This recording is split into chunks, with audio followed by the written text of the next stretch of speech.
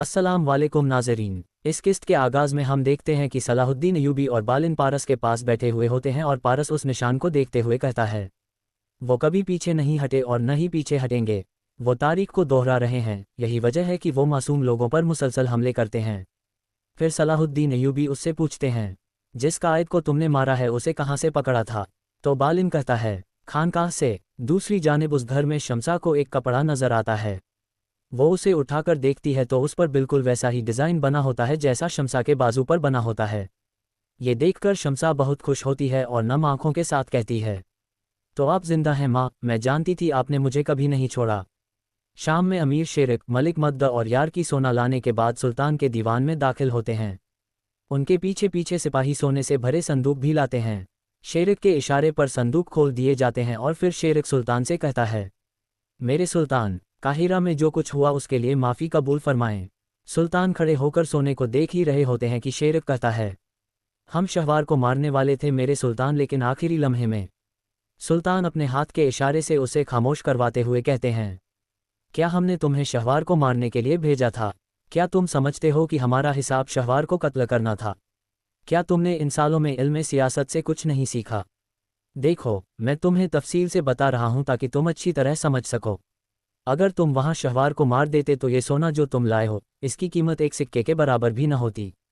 हम जो हासिल करना चाहते हैं वो मिस्र है, मिस्र का सोना नहीं और न ही शहवार का सर।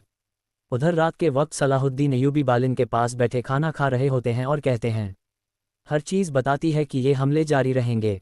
तो बालिन कहता है, निशाना फिर भी बेगुनाह ही होंगे, हमें एहतियात बरतनी होगी। जवाबन सलाहुद्दीन अय्यूबी कहते हैं, हम किसी का खून बहाने की इजाज़त नहीं दे सकते और न ही हमारे सुल्तान इसकी इजाज़त देंगे। उनके साथी भी करीब ही बैठे खाना खा रहे होते हैं और फिर सलाहुद्दीन अय्यूबी कहते हैं, हम इसके बारे में तफसीली मालूमात हासिल करेंगे और ये भी जानेंगे कि उनके आसपास के इलाके में कहाँ हमले का इम्कान है। दूसरी जानिब कुद्स में शॉर्ट लियोन दुआ मांगते हुए कहता है, खुदावंद, मैंने आज तक बहुत गुनाह किए हैं और अब मैं एक और कर रहा हूँ, लेकिन मैं जानता हूँ कि तू मुझे समझ सकेगा।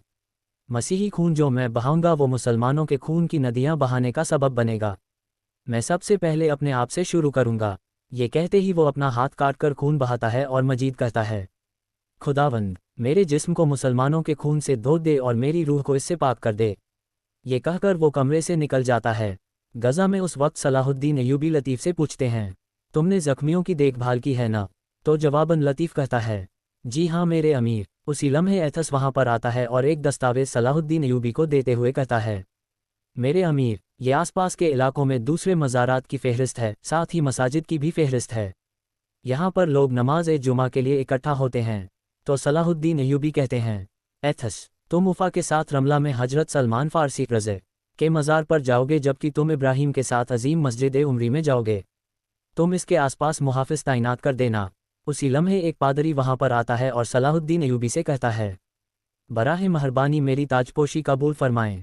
दूसरी जानिब एक मुकाम पर शॉट अपने सिपाहियों से कहता है, ये सब खत्म होने तक तुम लोग भूल जाओगे कि तुम मसीही हो। तुम मुसलमानों की तरह कदम उठाओगे। हर चीज़ का एक मौसम होता है और आसमान के नीचे हर वाक़ये का एक वक्त होता है। पत्थर फेंकने का एक वक्त होता है, जबकि पत्थर जमा करने का भी एक वक्त होता है। इसी दौरान हमें पादरी खानकाह में बच्चों को पढ़ाते हुए भी दिखाई देते हैं और तन भी अपने सिपाहियों के साथ घोड़े दौड़ा रहा होता है। अगले मंजर में वो अपने सिपाहियों के साथ एक साहिल पर जा पहुंचता है और लुका से कहता है, मैं यहाँ पर बहुत मशहूर हूँ, तुम्हें मालूम है। मेरे लिए करीब जाना खतरनाक है। मंसूबे से हटे बगैर और कोई निशान छोड़े बगैर ये काम मुकम्मल करना। जाओ जल्दी, और हाँ अगर कुछ गलत हो जाता है तो तुम जानते हो कि क्या करना है। ये सुनते ही लुकास सिपाहियों के साथ कश्ती पर सवार हो जाता है, जबकि तमाम सिपाहियों ने मुसलमानों का भेष इख्तियार किया होता है। दूसरी जानिब कातागान अपने खेमे में मौजूद होता है और उस पर सख्तातारी होता है। अल्बेस उसे खाना दिखाते हुए कहता है, देखिए जनाब, मैंने गोश्त वैसे पकाया है जैसे आपको पसंद है। बाहर से खस्ता, अंदर से नर्म और लजीज। अब खा लें। मगर सामने से कोई जवाब नहीं मिलता। वो एक मशरूम उठाते हुए कहता है, घोड़ी के दूध से तैयार किया गया नशा आवर मशरूम, आप इसे मना नहीं कर सकते जनाब। इसका एक घूंट ले लें, कम अज़ कम चख तो लें। मगर कातागान साकित बैठा रहता है और कोई जवाब नहीं देता। ये देखकर अल्बेस कहता है, जनाब, मुझे डराएं मत, आपको क्या हो गया है? क्या उन्होंने आपको तकलीफ दी है? नहीं नहीं, ऐसा नहीं हो सकता। मैं जाकर तबीब को बुलाऊंगा। ये कहते ही अल्बेस वहां से चला जाता है। उसके जाते ही कातागान की आंखें भर आती हैं और वो रोना शुरू कर देता है। दूसरी जानिब लुकास अपने साथियों के साथ साहिल पर जा पहुंचता है और कश्तियों से उतरते ही वो उस खानकाह में दाखिल हो जाते हैं। ये देखकर लोग कहते हैं, मुसलमान आ रहे हैं, मुसलमान आ रहे हैं। ये देखकर पादरी अपने बच्चों को पीछे छुपा लेता है। ये सब देखकर लुकास कहता है, बिल्कुल उसके पास जाओ, ये तुम्हें रब के पास ले जाएगा। अगले ही लम्हे वो सब अपनी तलवारें बेनियाम कर लेते हैं। मगर अगले ही लम्हे एक दरवाज़ा खुलता है और सलाहुद्दीन अय्यूबी बाहर आते हुए कहते हैं, और मैं तुम्हें जहन्नुम में ले जाऊंगा। सलाहुद्दीन अय्यूबी को यूं अचानक अपने सामने देखकर लुकास हक्का बक्का रह जाता है और उसके सारे रंग उड़ जाते हैं।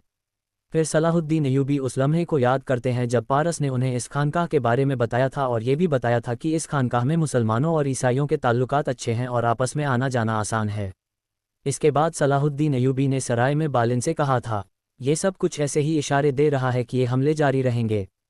सैयद हाशिम की कब्र पर हमला हमें उकसाने के लिए किया गया था, लेकिन जब उन्हें ये वाज़े हो गया है कि हम इसका जवाब नहीं देंगे तो उन्होंने वो करना शुरू कर दिया जिसकी वो हमसे तवक्को कर रहे थे। जैसा कि पारस ने बताया था, इस बार उनका हदफ एक ऐसा मुकाम हो सकता है जिसे ईसाई मुकद्दस समझते हैं। इसके बाद सलाहुद्दीन अय्यूबी और बालिन आगे बढ़ते हैं। उनके साथी भी निकलकर लुकास और उसके साथियों को चारों तरफ से घेर लेते हैं। सलाहुद्दीन अय्यूबी के कहने पर पादरी बच्चों को लेकर वहां से चला जाता है। फिर बालिन लुकास की जानिब इशारा करते हुए कहता है, तुम न तो मुसलमान हो और न ही ईसाई, तुम्हारा ताल्लुक किसी भी मजहब से नहीं है, तुम सिर्फ और सिर्फ कातिल हो। इसके साथ ही वो दोनों तलवारें बेनियाम कर लेते हैं और वहां पर लड़ाई शुरू हो जाती है। सलाहुद्दीन अय्यूबी और बालिन बगैर वक्त ज़ाया किए उन्हें काटते ही चले जाते हैं। सलाहुद्दीन अय्यूबी के साथी भी गज़ा का भरपूर इंतकाम ले रहे होते हैं। एथस की तलवार भी इस्माइल के इंतकाम में आग उगल रही होती है। वो सब लुकास के साथियों को काट रहे होते हैं। उधर शाम में सुल्तान मलिका खातून के साथ मौजूद होते हैं। उसी लम्हे अफ़ानी वहां पर आता है। उन्हें देखकर सुल्तान कहते हैं, मुझे हरगिज़ ये न कहना कि तुम फिर कोई बुरी खबर लेकर आए हो अफ़ानी। मेरा दिल पहले ही गज़ा के लिए खून के आंसू रो रहा है। तो अफ़ानी कहता है, मेरे सुल्तान इस्तग़फ़िरुल्लाह, मैं इस बार ऐसी खबर लेकर आया हूँ जो हो सकता है कि आपके दिल का बोझ हल्का कर दे। सुल्तान पूछते हैं, क्या सलाहुद्दीन ने मुजरिमों को ढूंढ निकाला?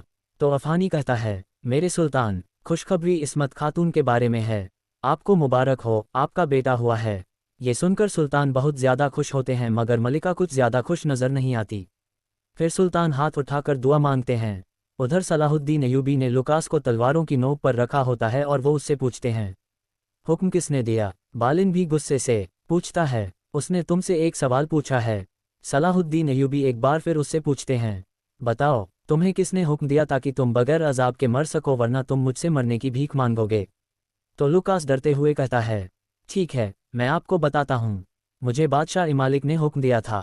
ये सुनते ही सब हैरान और परेशान हो जाते हैं, जबकि बालिन भी बहुत ज़्यादा परेशान हो जाता है और सलाहुद्दीन अय्यूबी गुस्से में बालिन को देखते हैं। उसी लम्हे एक तीर लुकास को लगता है जो उसकी गर्दन के पार हो जाता है। तीर मारने वाला शॉट लियोन होता है। ये देखकर सलाहुद्दीन अय्यूबी और बालिन हैरान हो जाते हैं।